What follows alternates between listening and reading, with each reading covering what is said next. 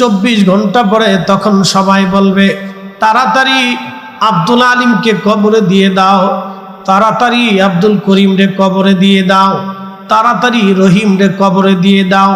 কলিজার টুকরো ছেলেটা বলবে চাচা, মামা, খালু, আব্বার শরীর থেকে পচা গন্ধ আসতেছে, দ্রুত কবরে দিয়ে দেন।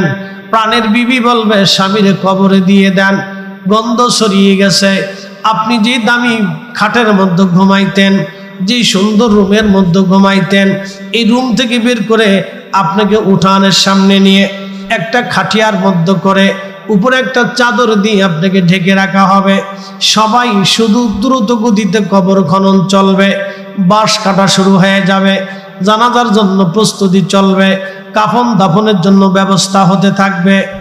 এ বন্ধু, দুনিয়ার শেষ, একেবারে শেষ, শেষ বিদায়, শেষ বিদায়। আল্লাহ রাব্বুল আলামিনের হাবিব বলতেছেন, আমার উম্মত শুনে যাও, তোমাকে কবরে নামানো হবে।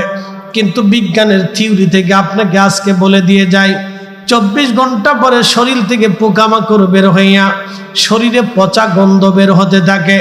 কিন্তু ইসলাম কতটা মজবুত ভালো করে দেখে যান। আমার রসুল 3 দিন পর্যন্ত ইন্তেকালের পরও মদিনাতুল মুনাওয়ারা আমার নবী হুজরা শরীফের ভিতরে ছিল। 3 দিন পর্যন্ত আমার নবীর শরীর থেকে দুর্গন্ধ আসা তো দূরের কথা, আমার রসুলের শরীর মুবারক থেকে আল্লাহর বেহেশতের খুশবু 3 দিন পর্যন্ত আসতেছিল। একটা সেকেন্ডের জন্য বন্ধ হয় নাই। চিৎকার মেরে জোরে বলেন আল্লাহু আকবার। তাকবীর, আল্লাহু আকবার, নারে রিসালাত, ইয়া রাসূলুল্লাহ, কোরআন সুন্নাহর আলো ঘরে ঘরে জ্বালো, ঘরে ঘরে জ্বালো, কোরআন সুন্নাহর আলো, নারে তাকবীর, আল্লাহু আকবার। তাহলে বলেন ইসলাম হক না বেহক? হক। একসাথে বলেন, জোরে বলেন, হক। আরো জোরে, হক। আরো বুঝাই, হক। আর একটু বুঝাই। আমরা মরে গেলে শরীর থেকে পচা গন্ধ আসে, 24 ঘন্টা পরে পায়খানা রাস্তা দিয়ে পোকা আসে। বিজ্ঞান বলতেছে 3 দিন পরে পেট ফাটা শুরু হয়ে যাবে, পেট ফাটতে শুরু হবে। 3 দিন পরে কবরের ভিতরে পেট ফাটা শুরু হবে, নাড়ি বুড়ি বের হতে থাকবে। 17 দিনের মাথায় পেট ফেটে একবারে মিসমার হয়ে যাবে, সমস্ত গোশতগুলি ছড়িয়ে যাবে এবং 2 মাসের মধ্যে সমস্ত গোশতগুলি মাটির সাথে মিশে যাবে, শুধু হাড় থেকে যাবে, আর কিচ্ছু থাকবে না। 1 বছর পরে সমস্ত হাড়গুলি পচে যাবে। 2-1টা বড় হাড় হতো থাকতে পারে, মেরুদণ্ডের বড় হাড় অথবা পায়ের এবং হাতের বড় হাড়গুলি কোনো রকম টিকে থাকতে পারে, নতুবা তাও নষ্ট হয়ে যেতে পারে। কিন্তু আপনি যদি দেখেন আমার রসুলের 2 জন সাহাবী, একজনের নাম হযরত হুযায়ফা, আরেকজনের নাম আব্দুল্লাহ আনসারী। বর্তমান ইরাকের বাগদাদে একটা নদী আছে, এই নদীর নাম টাইগ্রিস, আরেকটা নাম হলো দজলা। টাইগ্রিস বলা হয় অথবা দজলা বলা হয়। এই দজলা নদীর পাড়ে 2 জন সাহাবীর মাজার। আল্লাহু আকবার। দজলা নদীর পার ভেঙে ফেললো।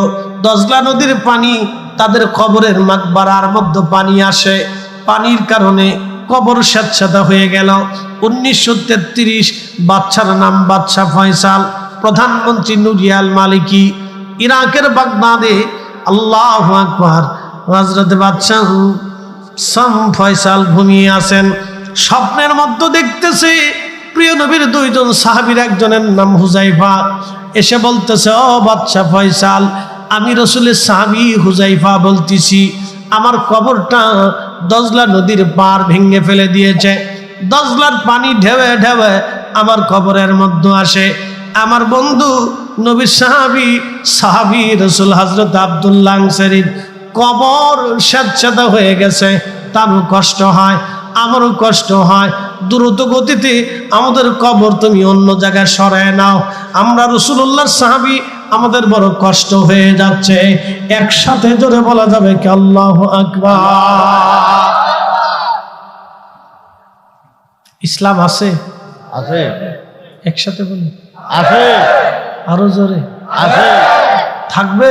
থাকবে। জোরে বলেন থাকবে। থাকবে। থাকবে, এটা ঠিকই থেকে যাবে, এটা ঠিক থাকবে। কিন্তু 100 বছর আগে যারা ছিল তারা এই রাজনগরের মাটির নিচে চলে গেছে। 100 বছর পরে আমরাও চলে যাব। কালেমার আযান থাকবে, ইমাম থাকবে, নামাজ থাকবে, মসজিদ থাকবে, নতুন মুসলমান আসবে, কিন্তু আমরা থাকবো না। কথা ঠিক কিনা? চলে যাব কার কাছে? আল্লাহর কাছে। একসাথে বলেন, আল্লাহর কাছে। ওয়া ইন্না ইলাইহি রাজিউন।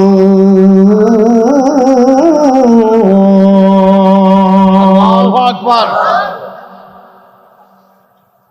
খুব মনোযোগ দিয়ে সাহাবী রাসূল হযরত হুযায়ফা বলতেছে, বাচ্চা তাড়াতাড়ি করে কবর সরাও। দিনের ভাগে বাদশা কাজের চাপে ভুলে গেলেন, স্বপ্নের কথা আর মনে নাই। পরের দিন রাত্রিবেলা আবার রাসূল করিমের সাহাবী স্বপ্ন দেখাইল, ও বাদশা ফয়সাল, আমি নবীর সাহাবী হুযায়ফা বলতেছি, কবর স্যাঁতস্যাঁতা হয়ে গেছে, আমার কবরে পানি ঢুকে কষ্ট হচ্ছে রে বাদশা, দ্রুত গতিতে আমাদের কবর এখান থেকে সরায় নাও। কোরআনে আল্লাহ কত চমৎকার বলে দিলেন, ইন্নাল্লাযীনা আমানু ওয়া আমিলুস সালিহাতি উলাইকা হুম খায়রুল বারিয়া। আমি যে কয়টা আয়াত আপনাদের সামনে বলবো, সব কয়টা আয়াতের প্রমাণ দিয়ে দিয়ে বলে যাচ্ছি। আজ খুব মনোযোগ দিবেন। আল্লাহর কোরআন কত চমৎকার, সত্য বলেছেন আল্লাহ। আল্লাহ মিথ্যা বলেন নাই, আল্লাহর রসুলও একটা কথাও মিথ্যা বলেন নাই। রসুল বলেছিলেন, ও আমার উম্মতেরা রে, আমার উম্মত দলে দলে মতে মতে ভাগ হবে, আমার উম্মত কাফেরদের পদাঙ্ক অনুসরণ করবে, আমার উম্মত বেঈমানদের কাছে মাথা নত করবে। আজকে যদি আপনি ঠিকই দেখেন, ফিলিস্তিনের মুসলমান যখন শহীদ হয়ে যায়, তখন আমার আরবের মুসলমানরা তখন আনন্দ ফুর্তি করে বেড়ায়, আরবের বাচ্চারা তখন চুপচাপ বসে থাকে। অথচ ফিলিস্তিনের মুসলমানদের পক্ষে রাশিয়ার মতো একটা খ্রিস্টান দেশ কথা বলে যাচ্ছে, চীনের মতো একটা বৌদ্ধ দেশ কথা বলল, কম্বোডিয়ার মতো একটা খ্রিস্টান দেশ কথা বলল, ব্রাজিলের মতো একটা নাস্তিক দেশ ফিলিস্তিনদের স্বাধীনতার পক্ষে কথা বলল। কিন্তু সৌদি আরব, জর্দান থেকে শুরু করে কাতার, দুবাই, বাহরাইন, কুয়েত আর এই সমস্ত মধ্যপ্রাচ্যের আরব রাজারা এখনো ঘুমন্ত অবস্থায় পড়ে রয়েছে। আমি মনে করি সব কটা ইহুদিদের দালাল। তাকবীর। আল্লাহু আকবার। নারে রিসালাত। ইয়া রাসূলুল্লাহ। আরে সুন্নাতুল জামাত। জিন্দাবাদ জিন্দাবাদ। ইসলামের তাকবীর। হুশিয়ার সাবধান। হুশিয়ার সাবধান। ইসলামের তাকবীর। নারে তাকবীর। আল্লাহু আকবার। কিন্তু আমাদের দেশই তো ভালো। বলে হুজুর কেমন ভালো? আমরা দিন আনি দিন খাই। কি কথা খারাপ হয়েছে? এদেশের কোটি মানুষ এখনো দারিদ্র সীমার নিচে বাস করে, দিন আনে দিন খায়, রুটি রুজি না করলে বাড়িতে চাল আসে না। দেশের হাজার হাজার রিক্সাওয়ালাকে জিজ্ঞেস করবেন, রিক্সা চালানোর পরে বাড়িতে বাজার নিয়ে যায়। সারাদিন কাজ করার পরে 500 টাকা পাওয়ার পরে বাড়ি বাজার করে নিয়ে যায়। সেই দেশের রাষ্ট্রীয় পক্ষ থেকে সে যেই আসুক, রাষ্ট্রীয় পক্ষ থেকে ফিলিস্তিনের পক্ষে কথা বলা হয়, কিন্তু দুঃখ আর আফসোস আমাদের দেশে মুসলিম মিল্লাতের যারা মরল হয়ে বসে আছে তারা ভয় পায়। তারা যদি কথা বলতো তাহলে ফিলিস্তিন এতদিন স্বাধীন হয়ে যাইতো। কথা বলে ঠিক কিনা? কেন আমরা কই মিসকিন, আর আমরা দেশে 8 টাকার তারাবি মানানোর জন্য এটি কুত্তা খেয়ে পাগল হয়ে গেছে। আপনি ঠিক বললেও ঠিক, না ঠিক বললেও ঠিক। আমাদের দেশে কালেমা নিয়ে ভেজাল বাঁধাই দিচ্ছে। কি নিয়ে? কালেমা নিয়ে ভাগাভাগি লাগাই দিচ্ছে। এমনি মনে করেন আমরা বাংলাদেশে আলেম আছে 60 লাখ, দল আছে 30টি। আলেম হলো 60 লাখ, দল হলো 30টি। একজন আরেকজনের গুতায়, আরেকজন আরেকজনের গুতায়, একটা একটা কেনি মারে, আরেকটা একটা কেনি মারে। এর ভিতরে আমার 8 টাকার তারাবি ঢুকাই দিচ্ছে, এর ভিতরে আবার কালেমা নিয়ে ভাগাভাগি চালু করছে। কি কথা কন না কেন? এই সব ডিভাইডেড নীতি শয়তানের মতবাদ। এদেশে ইসলাম এনেছিল শাহজালাল ইয়ামানি মুজাররিদি, উনি মাত্র 360 জন নিয়ে এসেছিলেন। এক ইমান, এক কালেমা, এক কোরআন, এক সুন্নাহ, এক নীতি, এক পথ, এক মতবাদ, আহলে সুন্নাত ওয়াল জামাত, এক আইন, এক বাস্তবায়ন, এক জিহাদ। যার কারণে শাহজালাল ইয়ামানি 360 জন নিয়ে যা করেছে, আমরা 18 কোটি মুসলমান তা করতে পারি নাই। আল্লাহু আকবার, নারে রিসালাত, ইয়া রাসূলুল্লাহ, শাহজালালের তলোয়ার, গর্জে উঠুক আরেকবার, শাহজালালের তলোয়ার, শাহ কোরআনের তলোয়ার, গর্জে উঠুক আরেকবার, গর্জে উঠুক আরেকবার, শাহ কোরআনের তলোয়ার। ফিলিস্তিন, ফিলিস্তিন, জিন্দাবাদ, জিন্দাবাদ, জিন্দাবাদ, জিন্দাবাদ, ফিলিস্তিন, ফিলিস্তিন, তাকবীর। ফিলিস্তিন যদি স্বাধীন হয়, পৃথিবীর প্রত্যেকটা মুসলমানের ঘরে স্বাধীনতার আনন্দ উদযাপিত হবে। কথা ঠিক কিনা? ফিলিস্তিন যদি স্বাধীন হয়, পৃথিবীর প্রত্যেকটা ইমানদার মুসলিমের ঘরে ঘরে আনন্দ চলবে। ঠিক কিনা? প্রিয় উপস্থিতি, আউলিয়া কেরামকে যারা ছোট করে দেখে সবগুলি বাটপার। আমি ঠিক বললেও ঠিক, না ঠিক বললেও ঠিক। এদের অবদান চির অবসরণীয়। এদের অবদানকে যারা অস্বীকার করে, তারা নিজের বাপকে অস্বীকার করে। তাদের ত্যাগের কথা শুনলে আপনার গা হিম হয়ে আসবে যে তারা কি কঠিন ত্যাগ স্বীকার করেছে। সুদূর ইয়ামান থেকে সৌদি আরব হয়ে পায়ে হেঁটে হেঁটে সেই তৎকালীন জমানার কত পথ অতিক্রম করে আল্লাহরে মহান ওলি জমিনে কালেমার দাওয়াত দিতে এসেছিলেন। আপনি কল্পনা করতে পারবেন?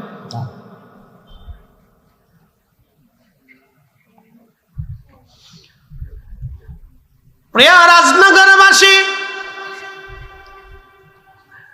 আল্লাহর কোরআনে কত চমৎকার আল্লাহ বলে দিলেন, ইন্নাল্লাযীনা আমানু ওয়া আমিলুস সালিহাতি উলাইকা হুম খায়রুল বারিয়া। ইমানে আমলে যারা পাকা হবে, আল্লাহ বললেন তারা তামাম সৃষ্টির মধ্যে তারা সেরা। তামাম সৃষ্টির মধ্যে তারা সেরা।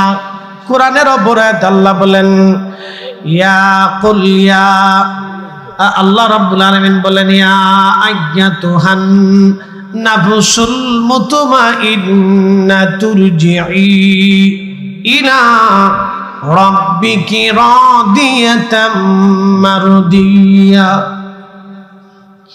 এই আয়াতের বাস্তব প্রমাণ আমি আজকে আপনাদের সামনে তুলে ধরতেছি। আল্লাহর কোরআন বলল, ইয়া আইয়াতুহান নাফসুল মুতমাইন্না তুরজিই ইলা রাব্বিকি রাদিয়াতাম মারদিয়া।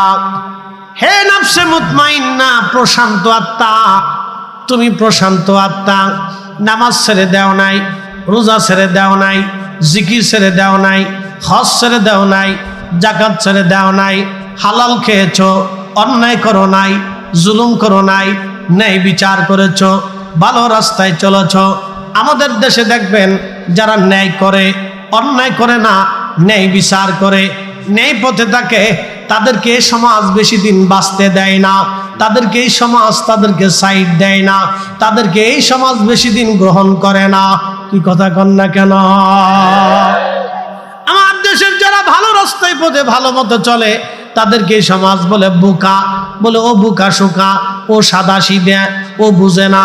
যেটা সিটার বাটপারি, যেটা সিটার বাটপারি করে, আমাদের সমাজ তাকে বলে বিরাট চালাক। যার কারণে আমাদের সমাজে ভালো মানুষের ঠাঁই হয় না, ভালো মানুষের জায়গা হয় না। খুব মনোযোগ দিবেন রাজনগরের মুসলমান। আল্লাহর কোরআন বলতেছে, হে নফসে মুতমাইন্না, তুমি আমি আল্লাহর সন্তুষ্টির দিকে চলে আসো। তুমি আর দুনিয়াতে থাইকো না, তুমি আমি আল্লাহর কাছে চলে আসো। ফাদখুলি ফি ইবাদি ওয়াদখুলি জান্নাতি, আমি আল্লাহর জান্নাতের দিকে তুমি চলে আসো। আল্লাহর নবী বললেন, আল কবরু রাউযাতুম মিন রিয়াজিল জান্নাহ, আমার এই উম্মতের বাগান, কবরটাকে আমার আল্লাহ জান্নাতের বাগান বানায়া দেয়। একসাথে জোরে বলবেন কি মারহাবা। আল্লাহর কোরআনের বাস্তব রূপ যদি আপনি দেখতে চান, সাহাবী রাসূলের দিকে আপনি তাকায় দেখেন। দ্বিতীয় রাত্রিবেলা স্বপ্ন দেখাইলেন বাদশা, দ্বিতীয় রাত্রিবেলার কথা আবার ভুলে গেল। তৃতীয় রাত্রিবেলা বাদশা আবার স্বপ্ন দেখলেন। সাহাবী রাসূল ডাক দিয়ে বলতেছে, হে বাদশা ফয়সাল, আমি রাসূলের সাহাবী হুযাইফা বলতেছি, আমার কবর দজলা নদী ভেঙে ফেলেছে। আমার বন্ধু সাহাবী রাসূল আব্দুল্লাহ আনসারীর কবর স্যাঁতস্যাঁতা হয়ে গেছে, কষ্ট হচ্ছে গা, তাড়াতাড়ি করে আমাদের কবর থেকে সরায়া অন্য কোথাও দাফন কাফনের ব্যবস্থা করো। ঠিক তখনই তৃতীয় রাত্রিবেলা স্বপ্ন দেখানোর পরেও হাজরাতে বাদশাহ সালমান ফয়সাল তিনি তৃতীয় রাত্রিবেলাও স্বপ্নের কথা ভুলে গেলেন। চতুর্থ রাত্রিবেলা সাহাবী রাসূল হযরত হুযাইফা রাদিয়াল্লাহু তাআলা আনহু, ইরাকের বাগদাদের যিনি গ্রান্ড মুফতি ছিলেন, মুফতি সাহেবকে তিনি স্বপ্ন দেখাইলেন। স্বপ্ন দেখায় বললেন, মুফতি 3 রাত পর্যন্ত আমি বাদশা ফয়সালকে স্বপ্ন দেখাইছি, আমার কবর দজলা নদী ভেঙে ফেলেছে, আমার বন্ধু সাহাবী রাসূল আব্দুল্লাহ আনসারীর কবর স্যাঁতস্যাঁতা হয়ে গেছে, দ্রুত গতিতে আমাদের কবর আপনি সরায় নেন। কিন্তু আজকে 3 রাত পর্যন্ত তার স্বপ্ন দেখাইলাম, কোনো কাজ সে করলো না, কোনো কাজ সে আঞ্জাম দিল না। আপনি ইরাকের গ্রান্ড মুফতি, আপনাকে বলে দিচ্ছি তাড়াতাড়ি যান আমাদের কবর স্থানান্তর করার। আমরা সাহাবী রাসূল, আমাদের বড় কষ্ট হচ্ছে, আমি বড় কষ্ট অনুভব করতেছি, কারণ প্রত্যেক ঢেউয়ে ঢেউয়ে দজলার পানি আমার কবরে আসে। একসাথে জোরে বলা যাবে কি আল্লাহু আকবার। তাহলে আপনারা বলেন ইসলাম আছে না নাই? আছে। জোরে বলেন, জোরে জোরে জোরে জোরে।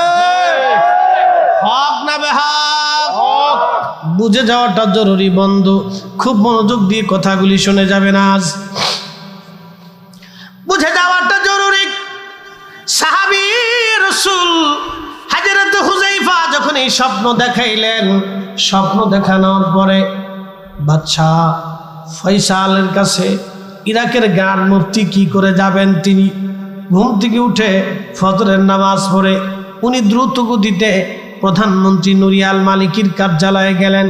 প্রধানমন্ত্রীকে বললেন, প্রধানমন্ত্রী বড় সর্বনাশ হয়ে গেছে, রাসূলের 2 জন সাহাবীর মাজার দজলা নদীর পারে কবর ভেঙে গেছে, পানি ঢুকতেছে, তাদের কষ্ট হয়।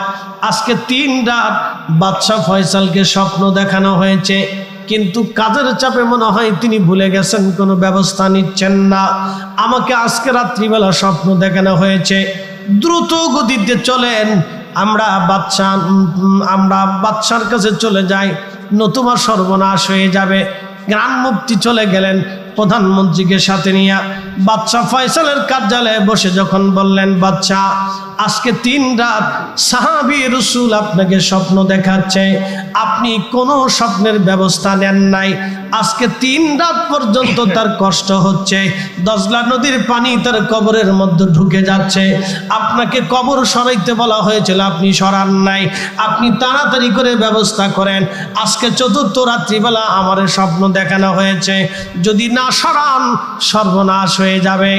বাদশা ডাক দিয়ে বলতেছি, প্রধান মুফতি আমার ভুল হয়ে গেছে, আমাকে স্বপ্ন দেখানো হয়েছিল, বাস্তব আমার মনে নাই, আমি ভুলে গিয়েছিলাম, কি করা যায় আপনি বলেন। গ্রান্ড মুফতি বলল, আপনি দ্রুত গতিতে ব্যবস্থা করেন, আমি ফতোয়া লিখতেছি, দলিলাদিল্লা বের করে ওলামা ইকরাম নিয়ে আমরা বোর্ড বসতেছি, আপনি কবর স্থানান্তরের ব্যাপারে সিদ্ধান্ত নেন।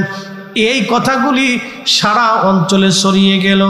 ইলেকট্রিক মিডিয়া 1933 তখন এরকম ফেসবুক ছিল না, এত পত্র পত্রিকা ছিল না, এত সুন্দর ব্যবস্থাপনা তখন ছিল না। সারা পৃথিবীতে টেলিভিশনের মাধ্যমে, টেলিগ্রাফের মাধ্যমে, রেডিওর মাধ্যমে সারা দুনিয়াতে সংবাদ ছড়ায় গেল।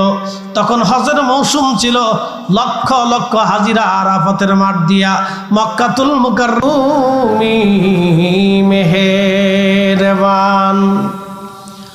অন্ধ গাহে না শুধু তোমারি গুণগান, অন্ধ গাহে না শুধু তোমারি গুণগান, বুঝেও বুঝে না তবু শান, তুমি রহমান তুমি মেহেরবান।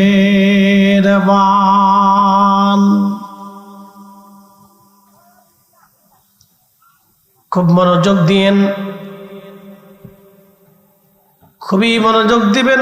আক্কলের বাজারের মুসলমানেরা, রাজনগরবাসী, রব্বুল আলামিন যিনি সুনির্দিষ্টভাবে সুপরিকল্পিতভাবে তামাম সৃষ্টিগুলি যিনি একইভাবে নিয়ন্ত্রণ করেন, তিনি আমার আল্লাহ। আমার রব আমাদেরকে ডাক দেয়, বলেন, হে আমার বান্দারা শোনো, আলাম তারা আন্নাল্লাহা ইয়াসজুদু লাহু মান ফিস সামাওয়াতি ওয়া মান ফিল আরদ।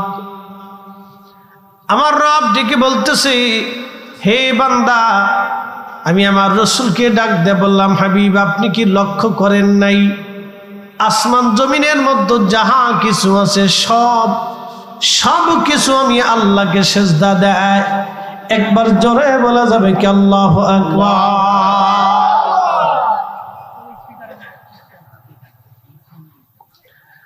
রাজনগরবাসী, মাইকের আওয়াজ যত দূরে যাচ্ছি, আমার বাবাজিরা, আমার মায়েরা, আমার বোনেরা, আমার ভাইয়েরা, কেউ ঘরের মধ্যে বসে বসে কথাগুলি শোনেন, তারাও খুব মনোযোগ দিয়ে শুনবেন।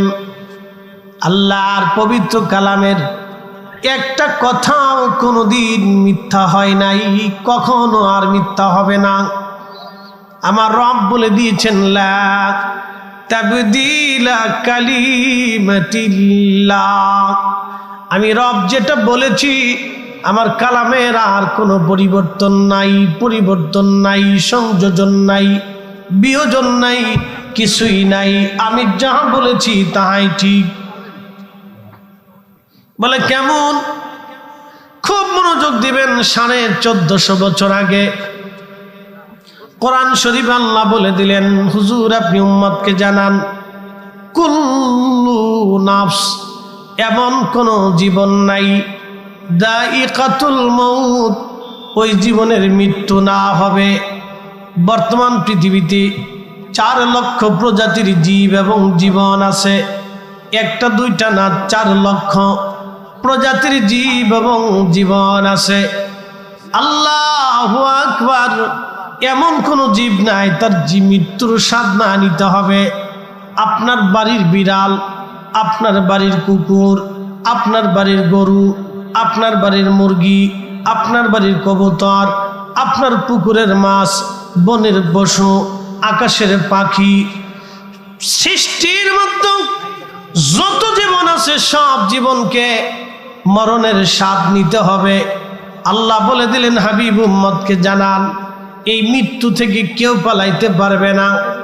এ রাজনগরবাসী, 1450 বছর আগে আল্লাহর কোরআনে আল্লাহ যাহা বললেন, 1450 বছর পর্যন্ত একটা সেকেন্ডের জন্য তাহা ভুল হয় নাই।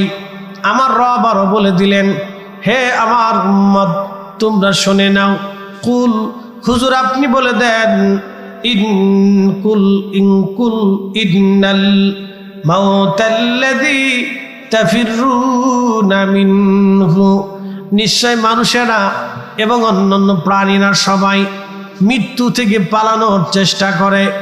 অসুস্থ হলে ডাক্তার দেখান, কবিরাজ দেখান, অপারেশন করান, ভারতের ডাক্তার দেখান, তা না হলে সিঙ্গাপুর, তা না হলে আমেরিকা। পৃথিবীর সবচেয়ে সবচেয়ে বড় ডাক্তার মানুষ দেখায় বেঁচে থাকার জন্য, কিন্তু না না, বাঁচতে পারে না। বিড়াল কুত্তা থেকে পালায়, কুকুর বাঘ থেকে পালায়, আর সর্প বেজি থেকে পালায়, অন্যান্য প্রাণীরা সাপ থেকে পালায়, বাঘ হায়না থেকে পালায়, হায়না বাঘ থেকে পালায়, মহিষ বাঘ থেকে পালায়, মহিষ দেখে অন্য প্রাণী পালায়, সবাই শুধু পালায় পালায় পালায়। আমার রব ডাক দিলেন, হাবিব উম্মতকে জানান, সব মৃত্যু থেকে পালানোর চেষ্টা করে, কিন্তু বলে দেন ফাইন্নাহু মুলাকিকুম, এই মরণ থেকে পালাইতে পারবে না, এই মরণ তার সাথে মোলাকাত করবে। 1450 বছর আগে আল্লাহ কোরআনে এই কথা বললেন। 1450 বছর পর্যন্ত একটা সেকেন্ডের জন্য আল্লাহর এই কথা কখনো মিথ্যা প্রতিপন্ন হয় নাই, এবং কখনো আল্লাহর এই কথা মিথ্যা হবে না। কথা বলেন ঠিক কিনা? তো খুব মনোযোগ দিবেন, আমাদের একটা বিশ্বাস আছে। ইসলামের কি বিশ্বাস? প্রথম বিশ্বাস লা ইলাহা ইল্লাল্লাহ। একসাথে বলে লা ইলাহা ইল্লাল্লাহ, লা ইলাহা ইল্লাল্লাহ, লা ইলাহা ইল্লাল্লাহ। যে লা ইলাহা ইল্লাল্লাহতে পরিপূর্ণ ইয়াকিন রাখে সে সুদ খেতে পারে না। জোরে বলেন, জোরে বলেন।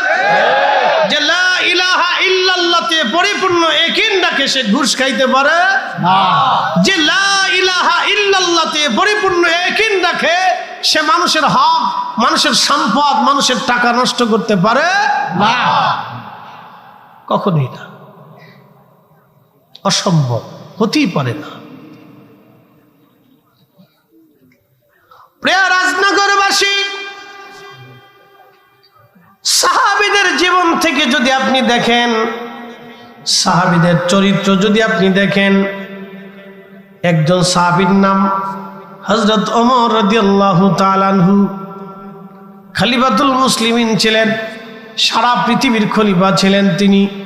বর্তমানে Iran, Iraq, Oman, Yemen, Saudi Arab, Kuwait, Qatar, Bahrain, Dubai, Jordan, Syria, Lebanon, Libya, Tunisia, Algeria, Sudan, এবং আপনি যদি দেখেন মিশর, মরক্কো, পৃথিবীর বিরাট অংশের একজন খলিফা। বাংলাদেশের অন্তত প্রায় 400টা দেশ এক জায়গা করলে যত বড় হবে, হযরত ওমর ছিলেন তত বড় দেশের খলিফা। একবার জোরে বলা যাবে কি আল্লাহু আকবার? তত বড় দেশের খলিফা ছিলেন তিনি। কিন্তু তিনি ধুলার তক্তে বসে খেলাপথ চালাইতেন। সৈন্য সামন্ত ছিল না, পাহারা দেওয়ার কেউ ছিল না, একটা লাঠি নিয়ে ঘুরতেন, খেজুর গাছের নিচে শুয়ে থাকতেন। কল্পনাও করতো না তিনি খলিফাতুল মুসলিমিন ওমর। ধুলার তক্তের উপরে, যেন আল্লাহ রাসূল বলছেন, ফালাইকুম বিসুন্নতি, তোমরা আমার সুন্নাহকে অনুসরণ করবে, ও সুন্নাতিল খুলাফায়ে রাশিদিন আল মাহদিন, তোমরা আমার খুলাফায়ে রাশিদিনকে ফলো করবে। একসাথে বলা যাবে আল্লাহু আকবার, আল্লাহু আকবার। খুলাফায়ে রাশিদিনকে ফলো করবে।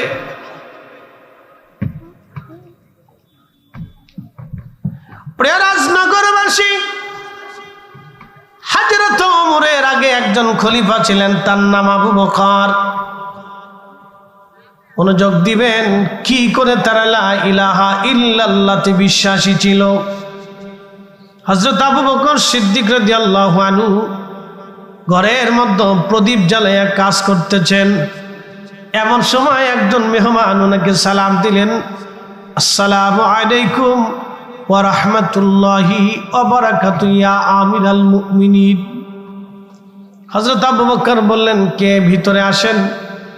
ভিতরে যখন ঢুকলেন, সাথে সাথে হযরত আবু বকর বাতি বন্ধ করে দিলেন, আবার নতুন একটা বাতি জ্বালাইলেন, চেরাগ জ্বালাইলেন। আগে তো এরকম বৈদ্যুতিক পাখানা, বৈদ্যুতিক বাতি না, আমাদের প্রত্যেকের ঘরে ঘরে কেরোসিনের বাতি ছিল, কি ঠিক কিনা? ঠিক। কেরোসিনের বাতি এখন তো সারা রাজনগর ঘুরলে কেরোসিন পাওয়া বিরাট মুশকিল হবে। বাংলাদেশে যদি একটানা 15 দিন কারেন্ট বিদ্যুৎ না থাকে তো বাংলাদেশে হইচই লেগে যাবে। কেরোসিনের দুর্ভিক্ষ লাগবে, কেরোসিনের দুর্ভিক্ষ। কেরোসিনের দেশে নাই, খুঁজেই পাওয়া যায় না। বাতি জ্বালাইয়া খলিফাতুল মুসলিমিন নতুন আরেকটা বাতি জ্বালাইলেন। ভালো করে বুঝবেন, নতুন বাতি যখন জ্বালাইলেন মেহমান ডাক দে বলেন, ইয়া আমিরাল মুমিনিন, আগে তো বাতি জ্বলতেছিল, আগের বাতি কেন বন্ধ করে দিলেন? নতুন বাতি কেন আপনি চালাইলেন? খলিফা ডাক দে বলতেছে, আল্লাহর বান্দা, তুমি আমার মেহমান। আগের বাতি ছিল সরকারি বাতি, এই বাতির তেল ছিল বাইতুল মাল থেকে আমার জন্য বরাদ্দ, ওই বাতিটাও বাইতুল মাল থেকে আমার জন্য বরাদ্দ। ওই বাতির কাজ ছিল, ওই বাতি দিয়ে খেলাফতের কাজ আমি করতাম, রাষ্ট্রের কাজ করতাম। আর এখন যেই বাতি জ্বালাইলাম এটা আমার ব্যক্তিগত বাতি, কারণ তুমি তো রাষ্ট্রের মেহমান না, তুমি আমার ব্যক্তিগত মেহমান। ব্যক্তিগত মেহমানকে রাষ্ট্রের বাতি দিয়া, রাষ্ট্রের চেরাগের তেল খরচা করে আমি আমার ব্যক্তিগত মেহমানের সাথে সময় ব্যয় করতে পারি না। তার প্রয়োজনে রাষ্ট্রের অর্থ আমি নষ্ট করতে পারি না। আমি আবু বকর যদি আজকে দুনিয়ার তোমার আমার নিজের ব্যক্তিগত মেহমানকে যদি বাইতুল মালের অর্থ দিয়ে যদি আমি মেহমানদারি করি, আমি আবু বকর কিয়ামতের ময়দানে আল্লাহর কাছে কি জবাব দিব? অথচ সেই দিন তিনি মালিক ইয়াউমিদ্দিন, বিচার দিনের মালিক।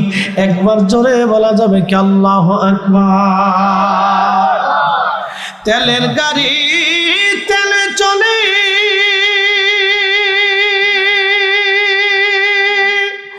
হাওয়ার গাড়ি হাওয়ায় উড়ে,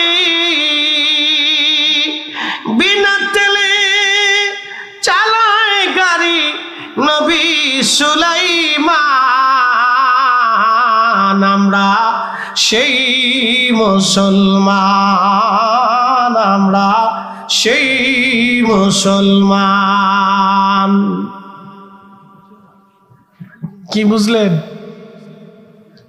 হযরত আবু বকর আল্লাহকে এতটা ভয় করলেন, তিনি লা ইলাহা ইল্লাল্লাহ, আল্লাহ ছাড়া আর কোনো মাবুদ নাই, এই কথায় যদি কেউ পরিপূর্ণ বিশ্বাস করে তাহলে সে কখনো ঘুষ খাবে না, অন্যায় করবে না। কথা কোন ঠিক কিনা? এখন আপনি হিসাব করেন তো, আপনি পরিপূর্ণ বিশ্বাস করেন কিনা? একিন আছে কিনা আমাদেরকে চিন্তা করতে হবে। এই চিন্তাটা আপনার মগজে আমি দিয়ে গেলাম, এটা আপনাকে বুঝতে হবে। এ বাজারে অনেক ব্যবসায়িক আছে, অনেক মানুষ আছে বাকি আনছে দোকানের সামনে দিয়ে, এখন আর যায় না।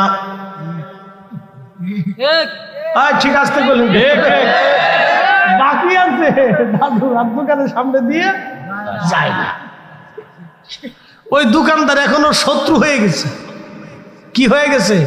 শত্রু হয়ে গেছে। অনেকে বাকি নিছে, দোকানের সামনে দিয়ে যায় না। এই যে এইগুলিকে ইসলাম বলে না, দিন কাকে বলে বুঝে যাবে না। আপনাদেরকে বুঝাই দিয়ে যাই, ফরিদি সাহেবের মাথায় পাগড়ি, গায়ে জুব্বা, সুন্দর সামনে জায়নামাজ, দস্তরখানা বিছাইয়া, সামনে দেয়া হলো খাবার। আমি ওযু করলাম, মেশাক করলাম, পাগড়ি মাথায় দিলাম, জুব্বা গায়ে দিলাম, দস্তরখানা বিছাইলাম, সুন্নতি কায়দায় বসলাম, জায়নামাজে বসলাম, সামনে দেয়া হলো খাবার। গোশতের নাম শুয়োরের গোশত, আর সাথে আছে রুটি। শুয়োরের গোশত কালাবোনা করিয়া ফ্রাই করে রান্না করে খুব মজা করে আপনার সামনে দেয়া হলো। আমার মাথায় পাগড়ি, টুপি, জুব্বা, পাগড়ি সব আছে। ওযু করলাম, মেশাক করলাম, এরপরে আপনার দস্তরখানা বিছাইলাম, সুন্নতি কায়দায় বসলাম, বিসমিল্লাহ বলে খাওয়া শুরু করলাম। খাওয়ার ভিতরে আলহামদুলিল্লাহ বললাম, কিন্তু গোশত শুয়োরের। আচ্ছা আপনারা বলেন, শুয়োরের গোশত কি হালাল হবে? হ্যাঁ হ্যাঁ, একসাথে বলেন, হবে না। শুয়োরের গোশত বিসমিল্লাহ বলে খাইলেও যেমন হালাল হয় না, উজু করে খাইলেও হালাল হয় না, দস্তরখানা বিষয় খাইলেও হালাল হয় না, হেরেমের চত্বরে খাইলেও হালাল হয় না, সুদের টাকা ঘুষের টাকা দিয়া অন্যের টাকা মাইরে দিয়া গরুর গোশত কিনিয়া খাসির গোশত কিনিয়া ওইভাবে রুটি দিয়া খাইলেও তসবিহ তাহলিল পড়লেও উজু গোসল করে খাইলেও হালাল হবে না। কথা কোন ঠিক কিনা?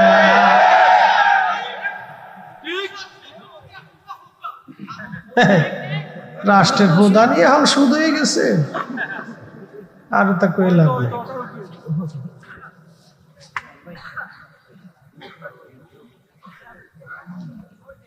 একসাথে বলেন তো আল্লাহু আকবার। আল্লাহর নবী বলেন উম্মতে কিয়ামতের 85টা আলামত হাদিসে আল্লাহর নবী বলে গেছেন। 1 নাম্বার, মানুষ আমানতের খেয়ানত করবে। 2 নম্বর, মানুষ নামাজ হত্যা করবে। 3 নম্বর, তালাকের সংখ্যা বেড়ে যাবে। 4 নম্বর, মানুষ মা বাবার সাথে নাফরমানি করবে। 5 নম্বর, স্ত্রীকে মহাব্বতে পড়িয়া বাবা মা থেকে সন্তান জুদা হয়ে যাবে।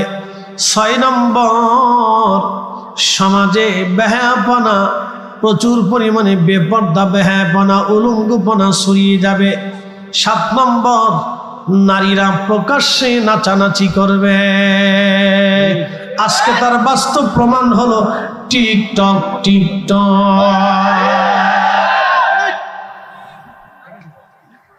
আমি এখন দেখি বুরকা পরেও বেরিয়ে আছে।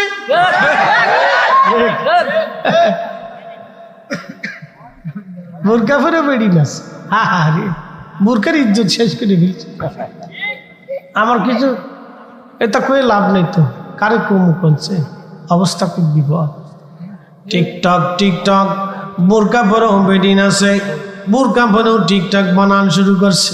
টিকটক প্রকাশ্যভাবে নারীরা নাচানাচি করবে, বেহাপনা বাড়বে, প্রকাশ্য মানুষ মদ পান করবে। ঠিকই আজ তাই চলতেছে। তালাকের সংখ্যা বেড়ে যাবে, পরকীয়ার সংখ্যা বেড়ে যাবে, জেনার সংখ্যা বেড়ে যাবে, প্রকাশ্য মানুষ জেনা করবে। জগন্নাথ জাহাঙ্গীরনগর আর ঢাকা ইউনিভার্সিটি থেকে শুরু করে আর কে পার্কে, আন্দরে বান্দরে সান্দরে, যেখানে সেখানে, আর সমুদ্রের পাড়ে আর নদীর ঘাটে, জায়গায় জায়গায় কাতি মাসের কুত্তা যেমন পাগল হয়, আমাদের দেশের ফুলাপান এরকম পাগল হয়ে গেছে। কথা ক্লিয়ার না ভেজাল আছে ভাই? কিয়ামতের আলামত। কিসের আলামত? যারা বলেন কিসের আলামত? মানুষ প্রকাশ্যে ভাবে নেশা করতেছে, কিয়ামতের আলামত। কথা ঠিক কিনা? বড় বড় শহরগুলিতে প্রকাশ্যে নেশা হয়, কিয়ামতের আলামত। যদি আপনি চলে যান আদালতে যায় দেখবেন হাজার হাজার ডিভোর্স, শত শত ডিভোর্স সারা বাংলাদেশে। প্রত্যেক বছরে হাজার হাজার ডিভোর্স হয়। কাজী সাহেবকে জিজ্ঞেস করবেন, কাজী সাহেব বিয়ে পড়ান কেমন? কাজী জবাব দিবে, যেমনে পড়াই তেমনি ছাড়াই। ঠিক আছে, যেমনে পড়াই তেমনে ছাড়াই। বলে দোষ কার? দোষ কারো না, দোষ হলো মোবাইলের। দোষ পুরুষেরও না, বেডুর না, দোষ হলো মোবাইলের। ভুলে মেসেজ চলে গেছে, ভুলে মেসেজ চলে গেছে, মেসেজ ডোরপ করছে। মেসেজ এখন ডোরপ করে, মেসেজ কি চলে যায়, ভুলে মেসেজ ডোরপ করছে, মেসেজ ডোরপ করছে। শোনেন, আমরা বেহাপনার একবার শেষ সীমা পর্যন্ত পৌঁছে গেছি। উপস্থিতি খুব মনোযোগ দিয়ে কথা শুনবেন। আল্লাহ নবী আরো বলে দিলেন, সারা পৃথিবীতে সুদ এমন ভাবে বাড়বে, আমার উম্মত সুদ থেকে মুক্ত হতে পারবে না। কেউ সরাসরি সুদের ব্যবসা করবে, কেউ সুদের সাথে লেনদেন করবে, কেউ শুধু লেখালেখি করবে, কেউ সুদ খাইতে উৎসাহিত করবে, যেমন এনজিও। কথা কন না কা? নাম কি? এনজিও। আল্লাহর নবী বললেন সরাসরি সুদ খাবে যেমন একটা ব্যাংক, তারা একটা এনজিও। সরাসরি সুদ খাবে, না হয় সুদের কারবারি করবে, না হয় ব্যবসা করবে, আর না হয় সুদের সাথে বন্ধুত্ব করবে, আর না হয় লেনদেন করবে, আর নয় উৎসাহিত করবে। সারা পৃথিবীতে আমার উম্মতের মাঝে সুদ ছড়ায় যাবে, আমার উম্মত সুদ থেকে মুক্ত হতে পারবে না। সুদওয়ালার সাথে নয় আত্মীয়তা হবে, আর না হয় বন্ধুত্ব হবে, আর নয় সমাজ সমাজ হবে, আর না হয় খাওয়া দাওয়া হবে, আর না হয় উঠা বসা হবে। আমার উম্মত কোনো না কোনো মাধ্যম দিয়া সুদের সাথে জড়ায় যাবে, কেউ সুদ থেকে মুক্ত হবে না। আল্লাহ নবী 1450 বছর আগে যা বলেছেন, ও সাদাকা রাসূলুহুন নবিয়্যুল হাবিবুল কারীম, আমার নবী একটা কথাও মিথ্যা বলে নাই। রাসূল যাহা বলেছে তাহাই হচ্ছে, আগামীতে তাহাই হতে থাকবে। কথা কোন ঠিক কিনা?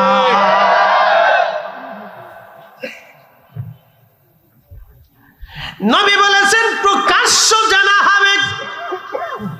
ঠিক আপনি যদি চলে যান উন্নত বিশ্বগুলিতে যায়, দেখেন শুধু জানা আর জানা, এত পরিমাণে জানা যে বাপের পরিচয় পর্যন্ত নাই। আপনাদের স্বনামধন্য খেলোয়াড় মেসি বিয়ে করার আগেই 2টা বাচ্চার মালিক হয়ে গেছে। আপনারা ভাইবেন না যে আমি ব্রাজিল করি, তা কিন্তু আমি কোনো দল টল করি না। ও ছাতা দেখি না, ধরতরি ও ছাতার টাইমই নেই আমার, ওগুলি দেখার টাইমই নেই, সময়ই নেই। তো খুব মনোযোগ দিয়ে বিয়ে করার আগেই 2 বাচ্চার মালিক হয়ে গেছে। এখন আপনারা বলেন ও হালাল জাদা না হারাম জাদা? হারাম দাদা।